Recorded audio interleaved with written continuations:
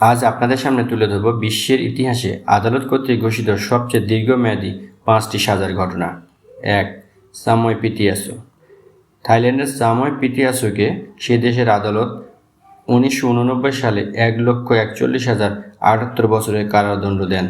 তিনি একটি পিরামিড স্কিমের মাধ্যমে 1,600 জনেরও বেশি মানুষকে প্রতারিত করেছিলেন, যার আর্থিক মূল্য 200 থেকে 300 মিলিয়ন ডলার।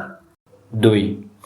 স্পেনের আদালত ওটম্যান, গুজাম ও এমিলি নামের 3 ব্যক্তিকে 2007 সালে 42,924 বছরের সাজা দেন।